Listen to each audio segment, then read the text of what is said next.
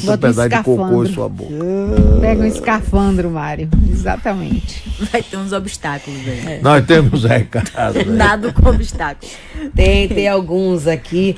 Tem uma mensagem de Danile. Ela diz: sobre o desabamento na igreja, se o IFAM não é responsável por verificar rachaduras, por que acolheu a solicitação? Por que, ao receber a solicitação de avaliação, não orientou de imediato ao padre que chamasse a Defesa Civil?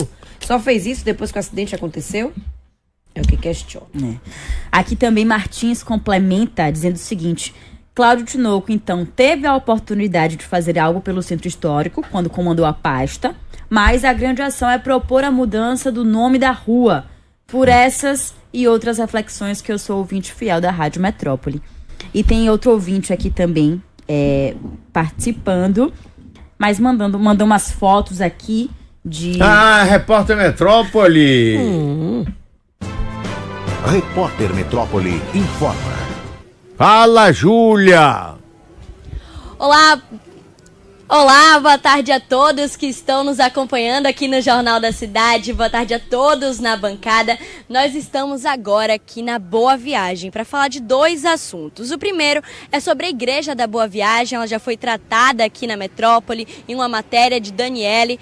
Mas temos uma atualização. Nesta quarta-feira, ela foi interditada. Isso mesmo, de acordo com a reportagem de Daniele, a Metrópole mostrou o estado da igreja com diversas rachaduras, mesmo deteriorada. Uma igreja que é de 1710, uma igreja histórica, que tem relação, inclusive, com a festa de Bom Jesus dos Navegantes, que é uma festa histórica aqui da cidade. A igreja tombada pelo IFAM.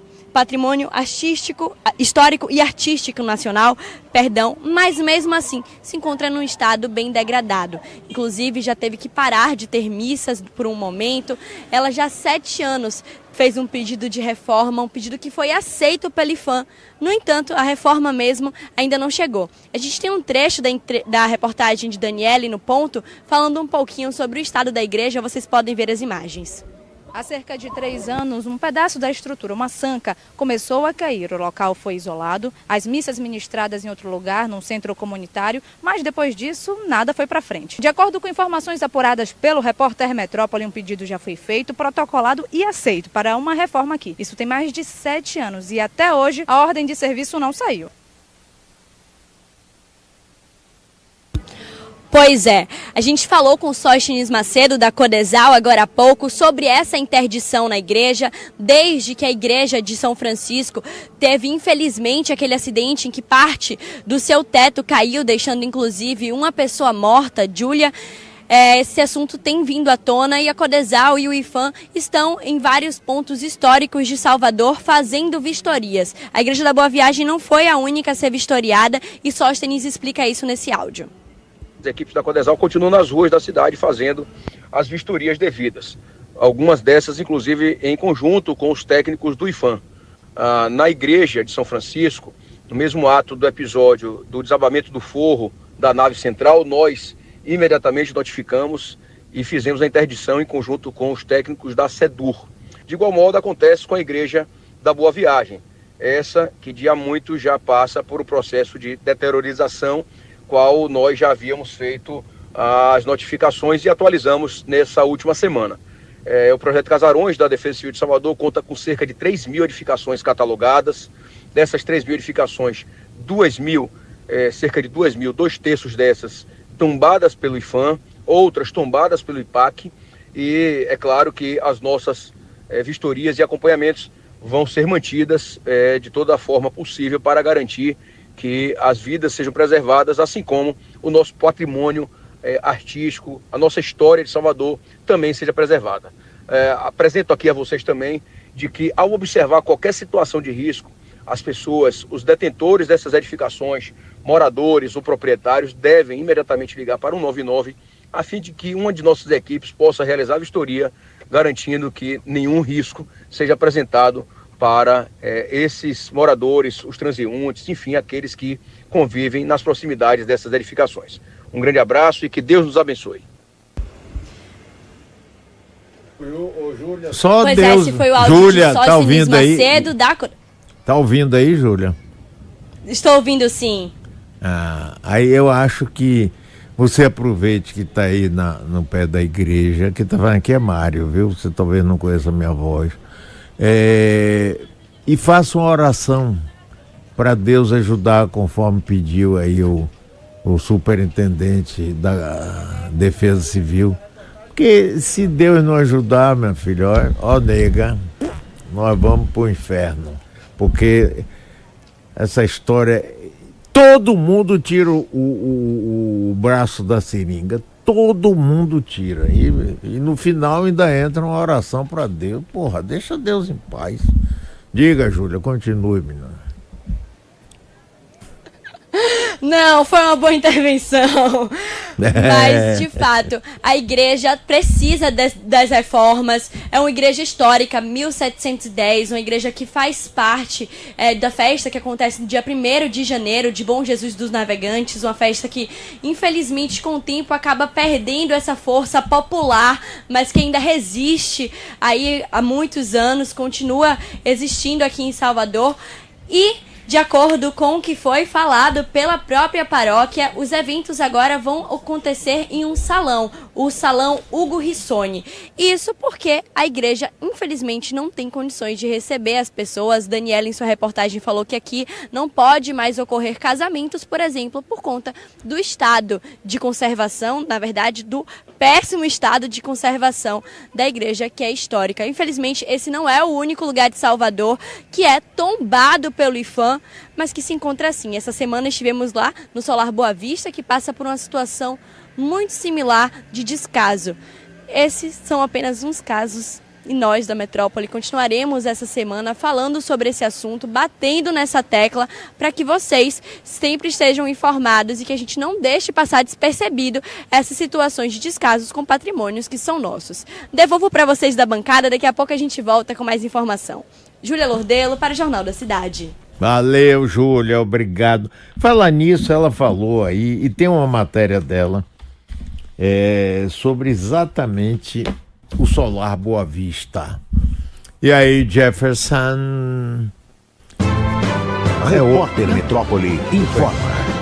Pode até parecer que estamos num cenário de filme de terror, mas na verdade aqui é o Solar Boa Vista. Esse que é tombado há 70 anos pelo IPHAN, o Instituto do Patrimônio Histórico e Artístico Nacional, já foi sede da Prefeitura de Salvador, Casa de Castro Alves. Há 12 anos, desde que o incêndio tomou a casa, ela se encontra assim, abandonada. Apesar de pertencer ao Estado, na época ela estava emprestada à Prefeitura de Salvador e aqui funcionava a Secretaria de Educação. Na época, à frente da Prefeitura estava a Semineto e no governo estava Jacques Wagner. O casarão fica localizado no parque de mesmo nome, onde também tem um cine-teatro. Por conta do abandono que atravessa mais de uma década, os outros espaços também acabam sofrendo. E a população mais ainda, porque não pode usufruir de algo que é de direito dela. Para a comunidade, o que nos preocupa no momento é esse abandono do nosso parque, né? Nós fazíamos as nossas atividades culturais aqui e ultimamente nós não estamos podendo fazer por conta desse abandono, né? Que eu frequento há bastante tempo, né?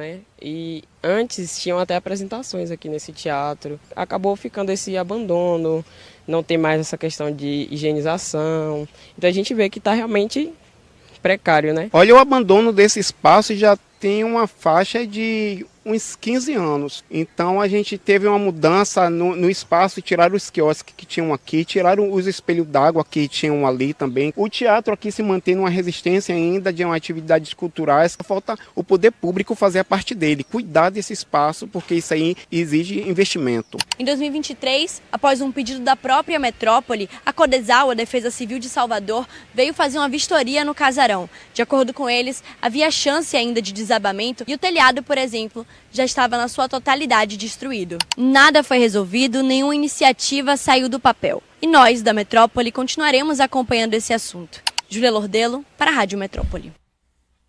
Pois aqui, Malu, tem um ouvinte que diz...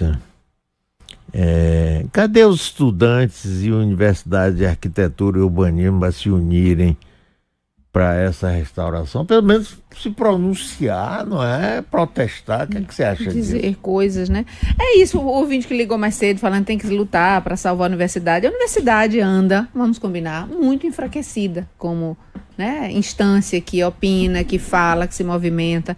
Acho que a universidade nos últimos anos ficou muito mais voltada, né, para polêmicas, para debates. Então a universidade, ela chega assim, parece que é para botar assim a cerejinha do bolo, mas a Faculdade de Arquitetura da Bahia, que tem uma importância gigantesca, eu realmente não sei se ela não é procurada ou se ela não está interessada em falar. Não precisa ser procurada. Né? Porque eu não vi, de fato, ninguém na Faculdade de Arquitetura falando disso, né?